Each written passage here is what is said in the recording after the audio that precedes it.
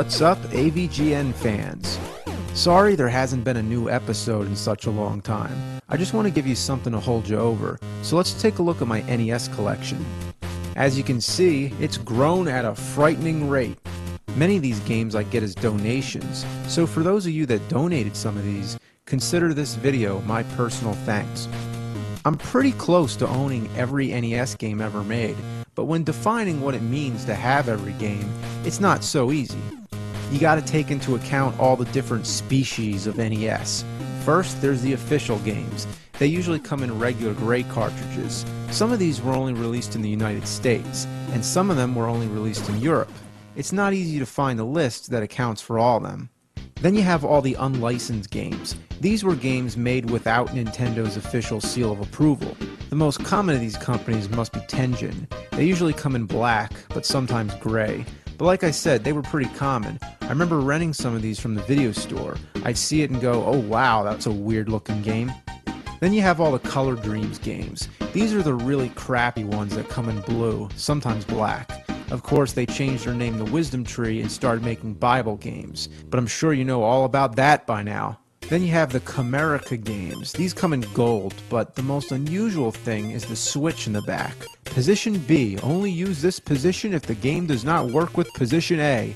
Well, that explains a lot, and check this out. Do not drop, do not get wet, do not leave in direct sunlight. Interesting. Can you feed it after midnight?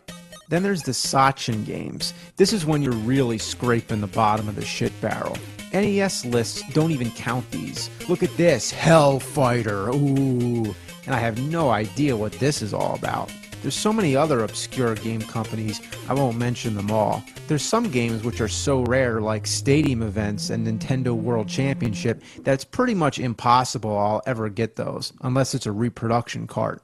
I put all my games in alphabetical order, which is a pain in the ass. Some games are hard to tell what letter they start with, like this one. You think it's just called Gilligan's Island, but turn it around and read the fine print.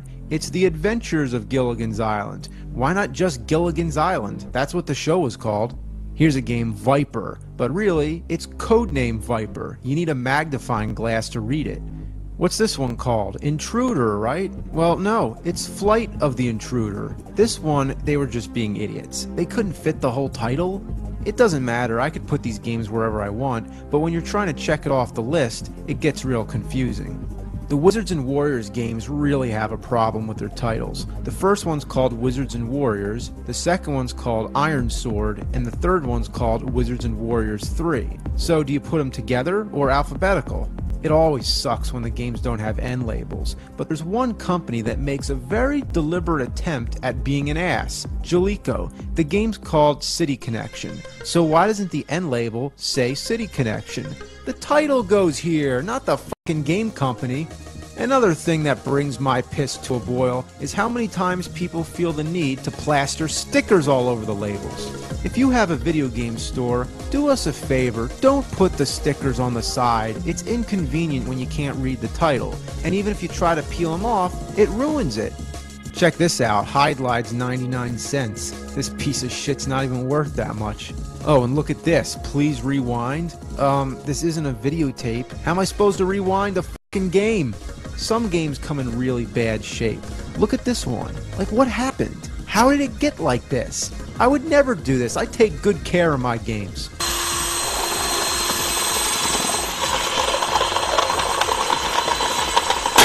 I think the funniest game cartridge I have is Ultimate League Soccer. Look what it says. Kick-Ass Sports Series? I am holding an NES cartridge that says Kick-Ass. The weirdest game I have is this one, Little Red Hood. It's clearly supposed to be Little Red Riding Hood, but why is it shaped this way? This part on the top, why does it need to stick out? It's not convenient at all because it covers the game next to it. What a fucked up game. Another thing about the NES library that comes to mind is how many baseball games there are. There's so many baseball games I can't even count. But even stranger, I think, is all the golf games. I mean, it's fucking golf. How many games can you make? I own some of the original boxes, but they're harder to find. You know what people used to do with their boxes back in the day? They just throw them in the garbage. For all we knew, it was just packaging. It had no purpose. If only we knew these things would be collector's items. But why is it so hard to find NES games that come with the instruction manual? Is it so hard not to lose them? I used to tape all mine together. I can understand throwing away the boxes, but why the manuals? What did people do with them? Wipe their ass on it? Well, this video got way longer than I thought it would. I just wanted to show my appreciation for helping out. Just by watching my videos and coming to my website, you're supporting me. But it's great that so many of you are sending games and donations by the PayPal button up there. You don't have to do that, but I wanted to show you where it's going toward. I also have to buy DV tapes to shoot the videos, DVD-Rs to record the game footage, and hard drives to store all the data. So there's a lot going on behind the scenes that most people don't know about. So I just want to say thanks for helping out. I know you're all eager to see new nerd episodes, and I just want to let you know they're coming. So thanks a lot. I'll see you later.